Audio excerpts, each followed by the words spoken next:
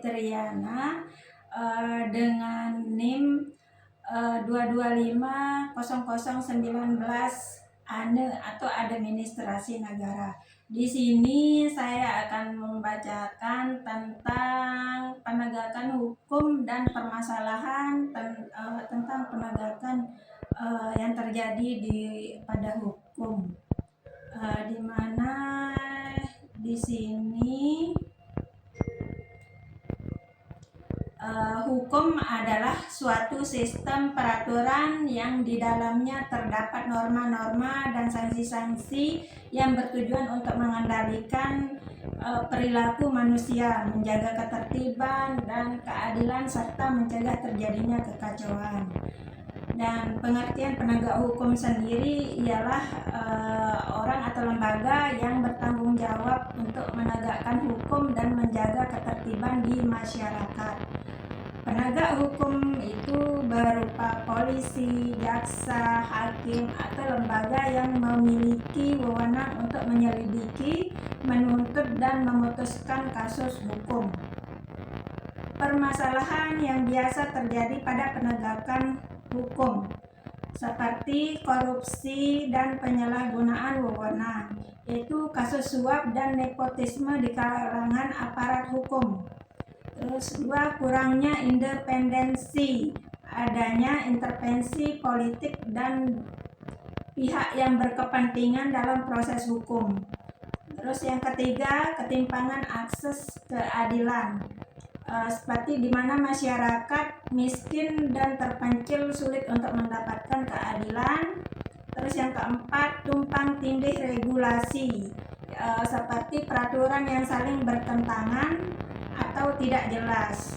Terus yang kelima, kualitas SDM atau sumber daya manusia yang rendah, kurangnya profesionalisme, kompetensi, dan integritas aparat penegak hukum. Terus yang keenam, lambatnya proses peradilan, di mana proses hukum ini memakan waktu yang lama.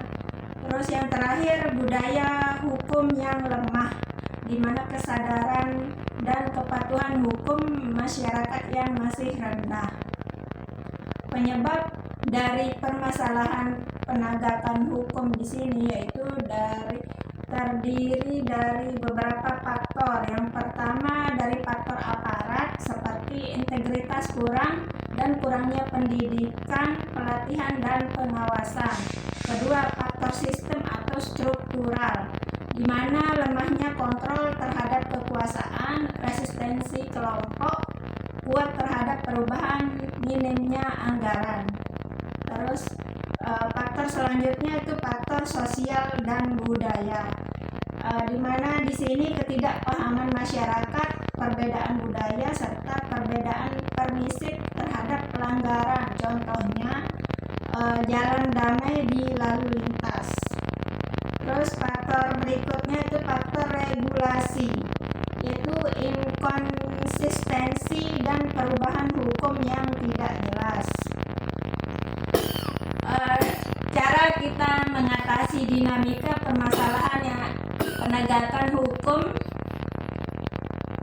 satu, yaitu dengan peningkatan kualitas aparat, pelatihan karakter, pendidikan berkelanjutan, penguatan integritas dan profesionalisme.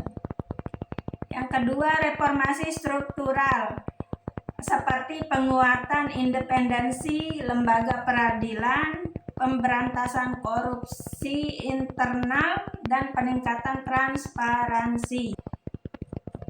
Yang ketiga, peningkatan akses keadilan, di mana ini kita penyediaan bantuan hukum dan mempercepat proses penggunaan teknologi. Selanjutnya, edukasi publik, dengan cara edukasi publik dengan meningkatkan kesadaran dan pemahaman hukum pada masyarakat melalui pendidikan dan sosialisasi. Terus yang kelima, perbaikan regulasi, yaitu sinkronisasi dan penyederhanaan peraturan perundang-undangan.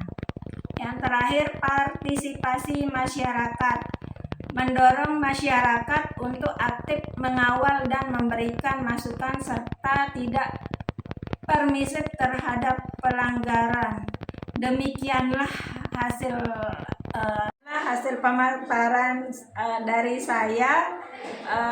Untuk itu saya ucapkan banyak-banyak terima kasih. Assalamualaikum warahmatullahi wabarakatuh.